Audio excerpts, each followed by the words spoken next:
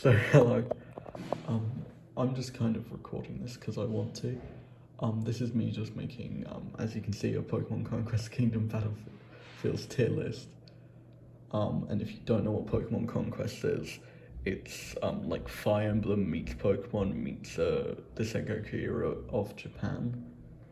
And yeah, it's a really fun game. I've been playing it for like 50 hours this past month. So yeah, I've played a lot of the game, and I just want to make a Battlefield tier list. Now, what this tier list is about is, as you play the game, you encounter kingdoms, and these are the fields you fight on in these kingdoms. And yeah, I'm gonna rank them. So first is Illusio. You encounter this originally in the mid game. And I'm gonna say this is a high A tier because, well, first of all, it's a psychic type battlefield, and it is traditionally under the control of Uesugi Kenshin, who is the psychic type leader for God knows why. I have no idea. And the gimmick of the stage is that it's these crystals. 4 different crystals with flags on them. You need to capture the flags to win. And so yeah, and there are these floating cubes that connect them, and these portals that connect them. The portals are different, have shared colours, so you can tell where they go. So yeah, the reason I'm putting this in A tier, I think it's solely because of the flag gimmick and how they handle the flag gimmick in this game. This is because the flag gimmick can really drag out a game on this battlefield, because if the portals aren't in your favour, you can't reach certain islands without having a solid flying type. And the flying type kingdom in the main story is after this. Is in the next segment of the game. So unless you got a Starly, unless you got Munashige a couple kingdoms back, then you're fucked. Then again, in the main story, you don't have to do this kingdom. So if you prefer Torero, for God knows why,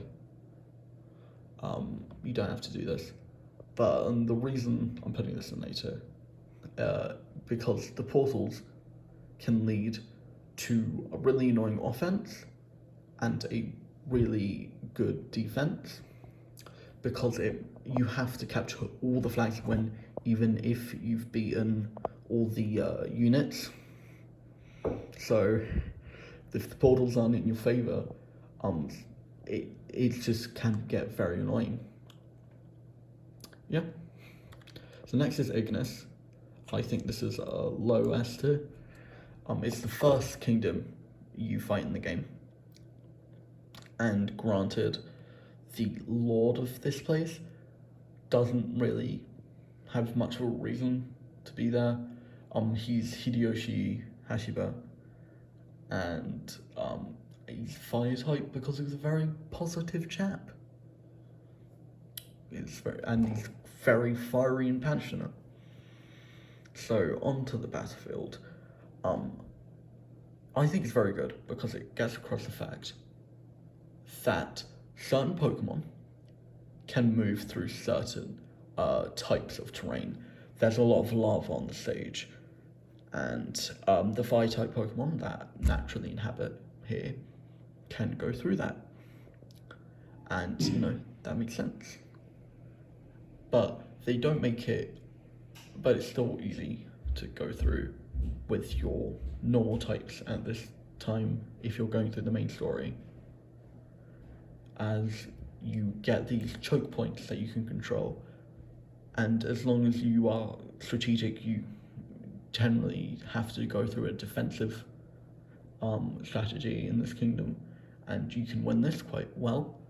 However, something that shakes this up is a volcano comes active, I think after 3 or 4 turns? I haven't really counted. And so what that does is it rains rocks on random squares. And the problem with this is that if you bring a flying type here, you are fucked if it lands in you. Because it will kill you. It will take at least like half or 3/4 of your health if you're an all Pokemon. Bring flying types here is a bad decision. It's bring something with levitate instead of a flying type Pokemon, because Pokemon with levitate and that are fire types and are flying types can go over the lava or through the lava. Other than that, the fire pillars don't really do much. That's a bit of a shame, since you'll, except in the main story, you'll probably have a Pokemon that can do a ranged attack, and you can find a Pokemon who can do a ranged attack, I believe, in Aurora, though it doesn't really matter, because you can always divert the AI's attention away from that center choke point with the most intrusive fire pillar. Yeah, other than that, it's a good introductory stage. So next is Greenleaf. This is one you'll want to challenge after Aurora, after Ignis, because you get fire types from Ignis. Greenleaf, I wonder what type that embodies. It's grass. And this is the kingdom led by Mori Motonari. And I think it kind of shows his personality in a way.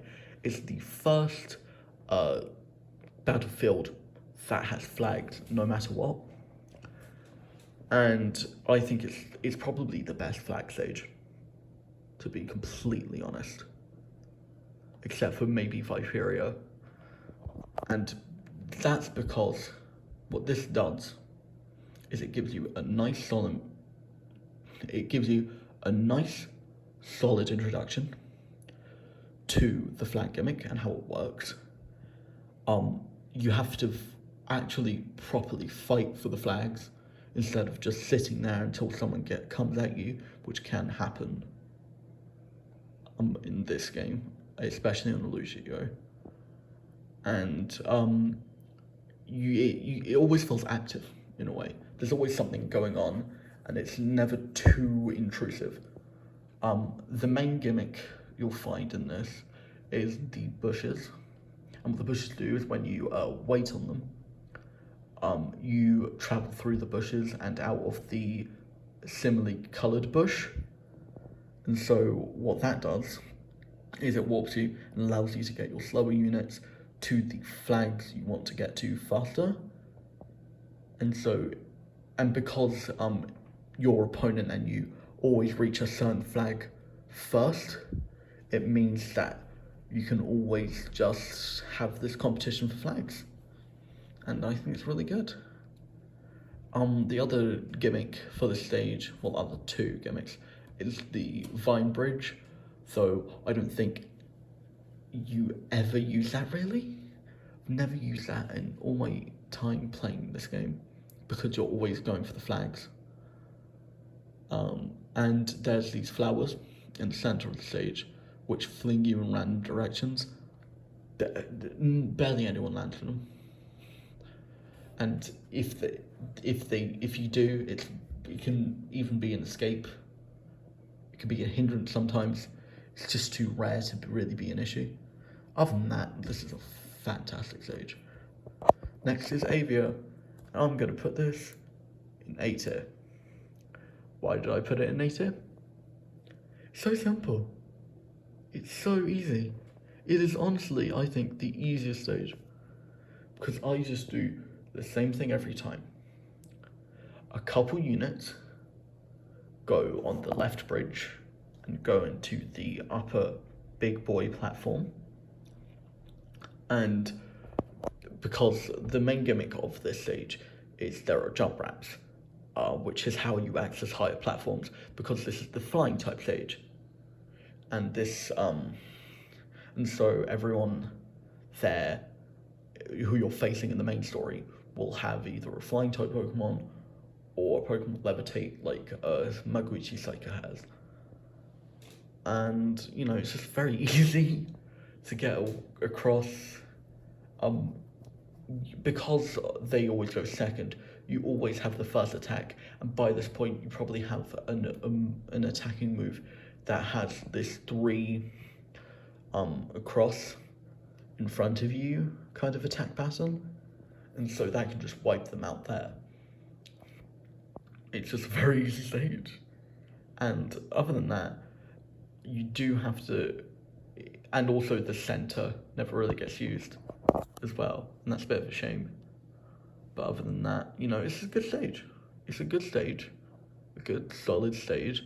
It's not awful to play on like some other stages are. That's quite fun. So that's why I put it in A2. Next is Chrysalia, and my finger's blocking the camera. Fantastic. Next is Chrysalia. Oh, I'm thinking either A or, you know what? I'm A2. Putting a lot of these in A2. Same problem with Avia. It's too simple. The AI does the same thing every time. You can easily destroy them with the same Pokemon balls every time. Everything will be kind of focused on the left of the stage, because you can just hold out on the left of the stage and just keep on attacking them. And at this point in the story, because this is a bug type stage, you might have Munishige, who has a Starly, which is a flying type, which is super effective against bug types. And you will have a fire type. That is just a fact. You will have a fire type because they make you link with a fire type warrior. And yeah, very simple stage. Also, this might be a bit of personal bias against Yoshimoto, who is the worst warlord in the game, because Fortress is complete and utter garbage. But other than that, it's not terrible to play on, it's quite fun. Can't really complain. Crackspur, first B tier. Now, why do I put Crackspur in B tier? First, at least one of your Pokemon's turns will be wasted opening these doors in your starting stage unless you're defending, and that's just the worst. Like, some Pokemon have a range of 2, so they can't even reach that button, and it just makes it really annoying. Really, it's quite intrusive, and you could literally remove it and nothing really would change.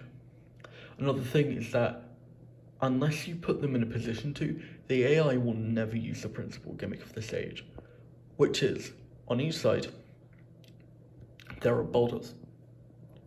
And you can hit the boulders, and they go down, and they hit anyone on that row, on that column, on the slope. And this does do a fair amount of damage. Not as much as the volcano rocks in Ignis, but it does do a fair amount of damage. But either the AI never uses this, in my experience, and I don't know why. There's no set difficulty.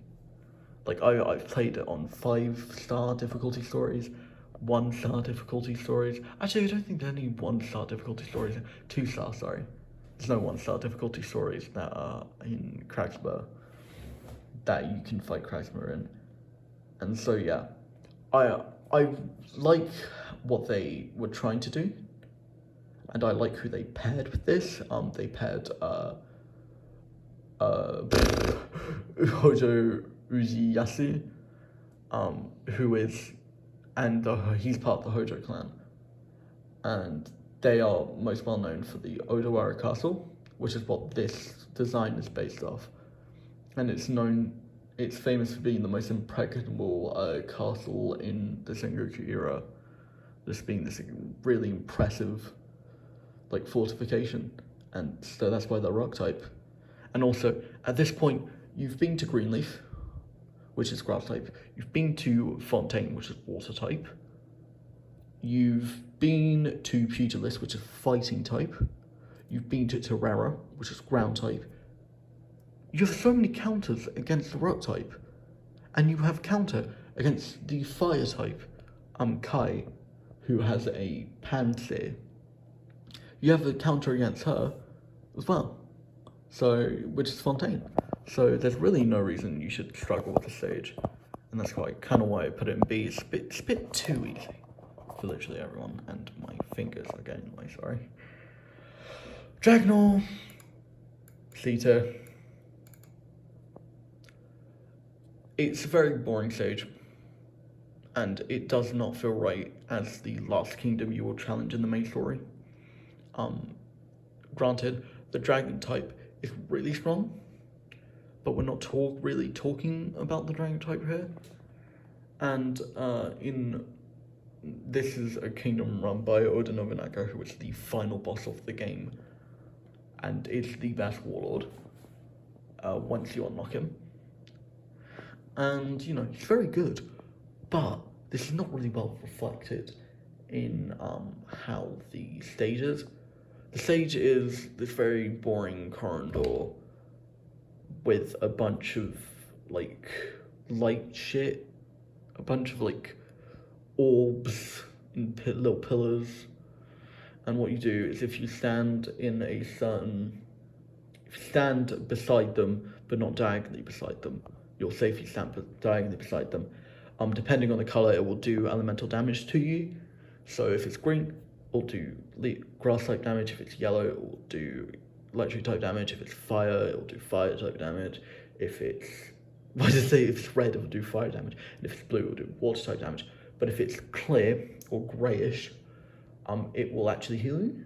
I think that's cool. I think the gimmick, it can just very easily be avoided.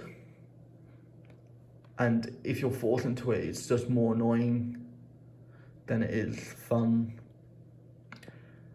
And it just feels very anticlimactic, especially once you've been through Philora. But actually, I think all of the northern states' battlefields are actually quite annoying. Huh, weird. Except for Nixstorm. But Nixstorm is the one you're telling last. And also Nixstorm, which is a great stage, actually. It's a bit sad. And also, what the fuck does this have to do with dragon types? Other than, you know, Nobunaga's repping a big fuck off Zekrom. Other than that, it's got nothing to do with dragon types. And that's really sad because Oda Nobunaga is a really interesting character in the game and in history. And they did him dirty. Fontaine, another beta. It like Avia and Chrysalia, it devolves into the same kind of shit, but it's not interesting. The gimmicks feel like nothing. Unlike Ignis, which is another one of the starting kingdoms you face in the main story, it doesn't show off water types. Because it's the water type kingdom. Because you can just close the gates. The enemy, who are water types, remember, close off the gates. Why don't they keep them open? And let the river run. Yeah, and let the river run so they just sit there while your Pokemon can't do anything. Anyway, I mean, that wouldn't be fun. I think, and also on the left side of the stage, there's this fountain, which acts like the little pillar things in Dragonor. You know, it's just, which it barely gets activated, and if it does, it's not really much of a threat. My camerawork is shit in this. You know, I do like the warlord they have for the stage, which is Chosakabe Mochichika, and I do agree with the type he's given, which is water type, because the Chosakabe were in Shikoku, and, you know, that's a big islandy boy. They had a good navy. Why didn't they give the fucking Mori the water type kingdom? That's dumb. They should have swapped it around, because the Mori had the best navy. Anyway, it's a bit of a rant. But yeah, it's a bit boring. But it's at least kind of fun to play on. So yeah. Spectra, D-tier. I despise Spectra with all my being. It is the worst one to play on. I actively dread having to go to this kingdom, and I'm happy whenever I'm given it in a scenario. Because, oh my god, the gimmicks here are so annoying, and they work so well in tandem together. So this is the ghost type kingdom. It doesn't matter what type it is. What matters are the gimmicks. So in this stage, there's moving mischievous statues, and there's moving spirit ball things. The spirit balls and the statues work so well together, because what the spirit balls do is when they go onto you, they move in a certain range, and when they get you, it gives you a random status effect. It can give you burning, it can freeze you, it can cause you to sleep, it can give you confusion, it can paralyze you, it can poison you. And this links to it just being so annoying, because the AI, unless you corner it, always seems to dodge it for me. And it sucks. It sucks. It sucks so bad. And I always get cornered in by the statues, because if I'm trying to make a strategical move, let's say I've got an ice beam, I've got a Lapras which can do ice beam. Ice beam is a great move. It attacks 3 squares in front of you, right? And if one statue moves in front of you, you cannot pull you off your attack. You're fucked. And then it moves out the way next turn so the enemy can attack you. It's annoying. It gets really annoying. And, I don't really have much to say about No. Hime, the warlord, she's there. Akuni's there for some reason. And I like Akuni. Fucking Volcarona is a great Pokemon, but she has a Scolipede when you fight them. It's not really much about the warriors. At this point, you've conquered literally 14 kingdoms. You have every tool in your arsenal to defeat them. You have dark types. You have fire types for the bug types. You have psychic types for the poison types in Spectra. This stage is so bad, and I hate it so much. Anyway, next on, Esther. I love ice in this game. It can be an absolute blessing for slow Pokemon. If you have an Aggron on this stage, you can do so much. Or a Steelix on the stage, you can do so much. And I love it. I love it to death. Because what the ice does, if you're not an ice type, or a flying type, or something with levitate, it makes you scared across the ice. And you think, oh, that'd be really annoying. But what it does is it allows you to meet Mitsuhide's forces a lot easier. And so if you kind of pick and select what Pokemon you want to go to certain areas. So yeah, because there's little icicles and shit that will stop you in your tracks, which you can break. Then you can really just set up this perfect domino effect where you can just destroy like half the army in a single move, and that's such a feeling of euphoria, and you feel like it's like the Kronk meme. It's like the Kronk meme. This is the stage for me. There's another gimmick that you have to deal with anyway, which is there's little ice platforms in water, and those move you along a set path. Those can also be really good for those stand-up moments. So often everything's progressed so quickly that those platforms don't really have a chance to affect things, but when they do, they can really fuck up your enemy. And there's snow on the stage. It's the first time you'll see snow, unless you've been on the snowy mountain before. And, you know, snow's really not an issue because you're only 2 tiles away from, you know, getting to your destination. And if you're on ice type, flying type, or have levitate, you won't be affected. It's a very good stage. Aurora, B. This stage just is boring. It's your kingdom in the main story, so you don't have to face it. But when you do, it's like the farm levels, but with more logs. The logs do nothing. And they don't really move how I'd like them to move sometimes. Sometimes they slide really far. Sometimes they just slide 1 tile. I don't get what makes them move. I'm not a coder. And so, you know, that's a bit boring. That reflects your main character very well. Very boring, bland, basic stats are okay. It's all just okay. I mean, it's normal types. What else can you say about normal types? Pugilist, I'm gonna say a C, high C tier. It's not terrible to play in. It's just that you will never see this stage's central gimmick. You will never see it. So, because it's the fighting type, that kingdom Pugilist is, it's supposed to be like a ring.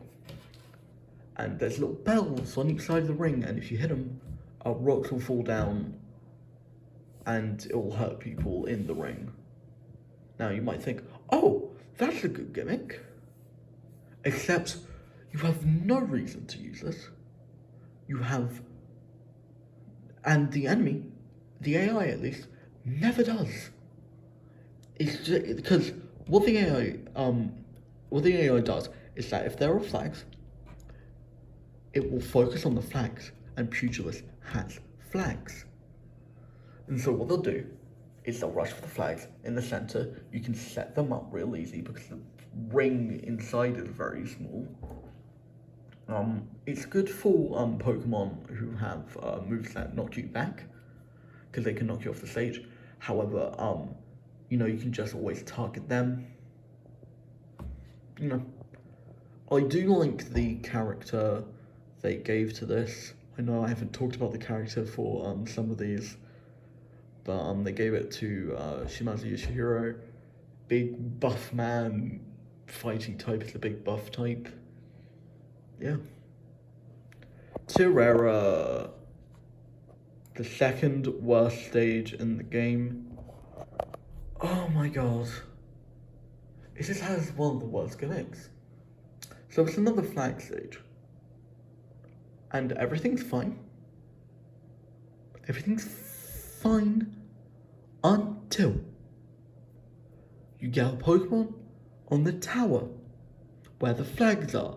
Now the towers are super high in this stage, so your flying types can't reach them. You have to go on these platforms. And so getting on these platforms wastes a turn. And what happens is, this is sets off randomly, is that a gust of wind can happen. And if your Pokemon is not a ground type, or a flying type, or has levitate, this will fucking take away a third of its health and just be really annoying when trying to capture flags, because you have to capture every flag to win. If you get really unlucky, what can potentially happen is that every time you go up, you get blown down again before you can capture that final flag. It just makes no sense. It's just bad. And this is given to Shingen, Takeda Shingen, who was like one of my favourite characters. He's such a fun guy, but he has such a terrible stage. Fucking hell. I hate this stage so much. Valora, Sita.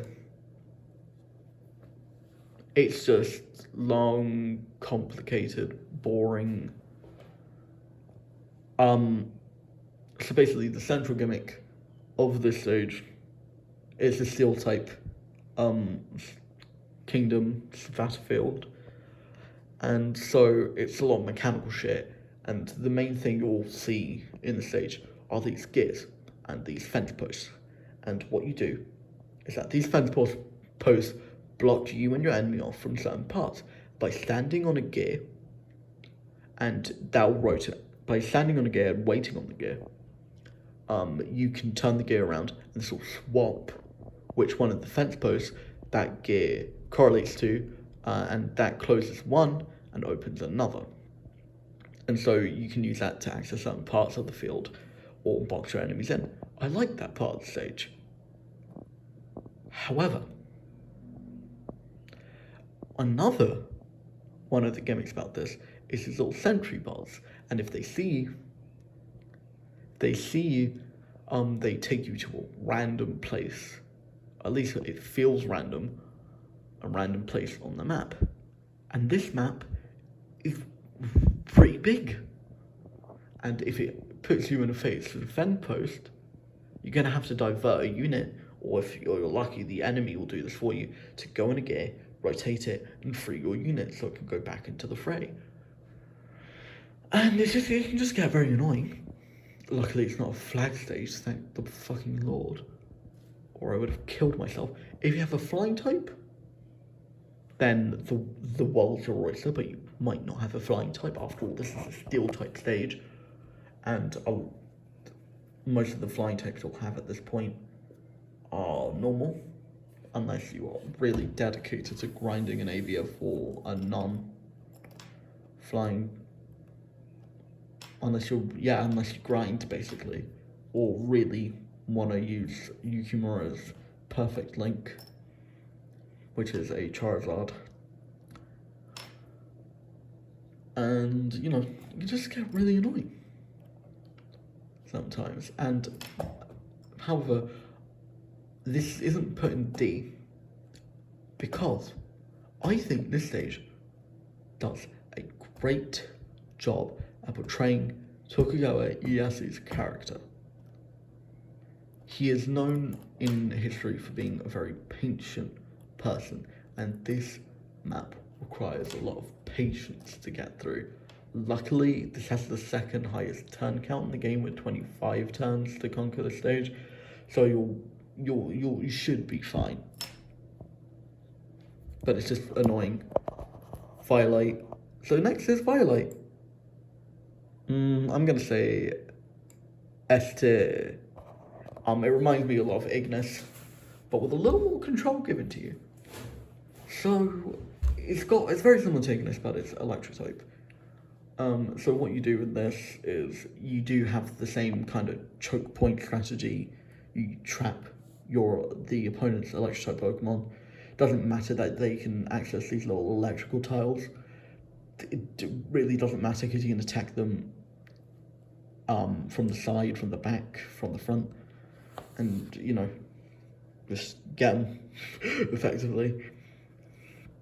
But it also has a similar thing with something central that rains down lightning. However, the one thing that separates it from Ignis, other than being electric type, is that you can kind of control the lightning. It's like a better pugilist, because you will see A, the AI will actually use this, and B, it's very easy for you to access as well. So there's buttons in each corner, and by stepping on them, you set off lightning in the opposite kind of squares, zone, and this will really damage your opponent if they have. So, for example, the lords in the main story of this kingdom are Gincho, Tachibana Gincho, and Tachibana Muneshige. And Muneshige has a Starly. So take a wild guess what you can do, because the AI will focus their attack on the right side and the right north square.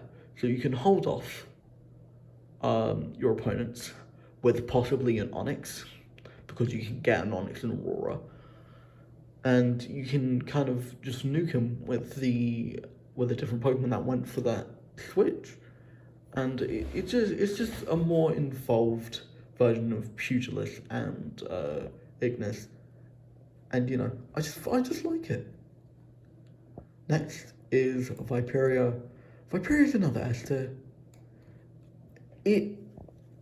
It's also a very good show of the flag gimmick, and I think this is because it's kind of a like evolved version of Greenleaf, and so it's got the same kind of teleporty things, but this time with platforms, little platforms in the stage that warp you to certain places.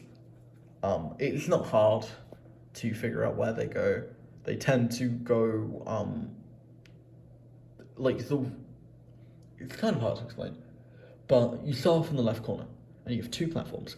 The one to your left takes you left, and the one forwards takes you up. Right? Very simple to understand.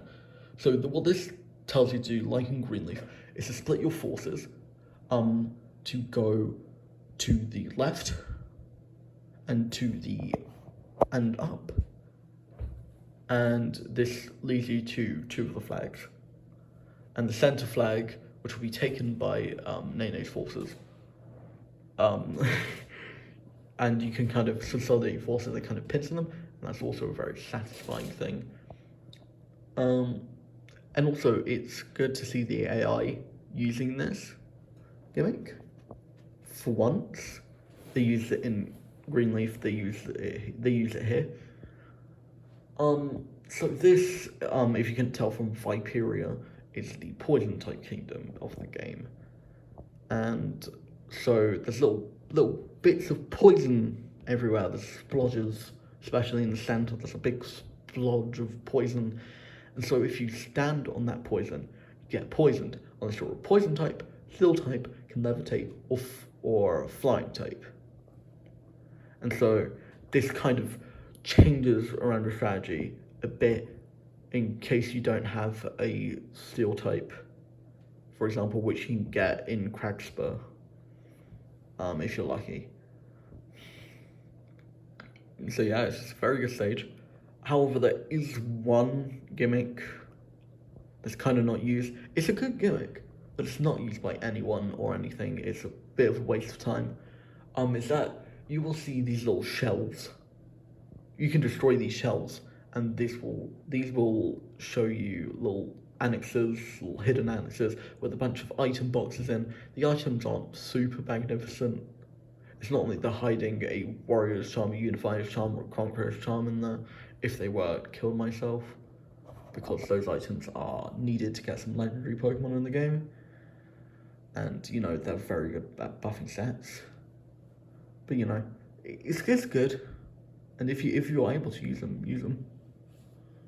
But you know, it's just a very good stage. It's fun to play in, and it kind of lacks the same problems as the other flags, as Illusia, for example, where you're constantly chasing around these flags. And you know, all the flags are very close to each other. They're all in a fucking line. And the final stage, belonging to Fumakoto, Yaksha. It's a dark type B. It's very basic. It's a very basic stage, and this can actually be good. It means that it's fun because the gameplay's fun, and it's not really too intrusive, too annoying to play on, and you know, I like the little macabre design of it, I guess. If you do, the gimmick of the stage, is that every 3 turns, there'll be this little roulette thing, and it'll warp away one of your Pokemon to this little side area thing. This is only for one turn, because it's got those little bush things like in Motonari Stage, which can warp you back to the main battlefield. And, it's only for one turn, so it's not really annoying. And because it's got the same kind of choke point thing you see in Violet and Ignis, it's kind of cool. You can just kind of go through it. You can kind of just trap the dark types with a fighting type that you get in Pugilist, because this comes after Pugilist. And this is a dark type area. I should mention that. Yeah, you can just kind of capture them.